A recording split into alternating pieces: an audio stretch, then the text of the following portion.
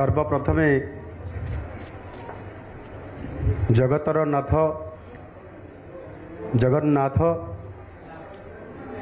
ओडिशार आराध्य देवता महाप्रभु जगन्नाथ को मोर कोटि कोटि नमस्कार एवं प्रणाम जनाऊँगी। आज महाप्रभु जगन्नाथंकर आशीर्वाद रे आज भारतीय जनता पार्टी ओडिशा प्रदेश रे एकक संख्या गरिष्ठता हासिल करी आज सरकार प्रतिष्ठा करिबारे महाप्रभुंकर आशीर्वाद रही एवं ताहा सहित जो 4.5 कोटी ओडिशार लोक माने जो माने कि एथर परिवर्तन करिवार जो संकेत देइथिले एवं ताहा कार्य परिणत करी भारतीय जनता पार्टी को पूर्ण समर्थन करी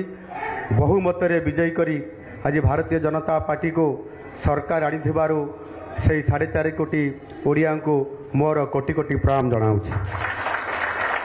धन्यवाद दूची। एवं आज जो दीर्घ 24 वर्षर शासन थिला तार परिवर्तन होईची एवं लोक माने जो आशा एवं आकांक्षा एवं ओडिशार विकास पाई जेबड़ी भाव में भारतीय जनता पार्टी प्रति आस्था प्रकट करिसंती निश्चित भाव में भारतीय जनता पार्टी आगामी दिन में ताकू संपूर्ण भाव में पूरण करने सहित ओडिशा को भारत वर्ष रे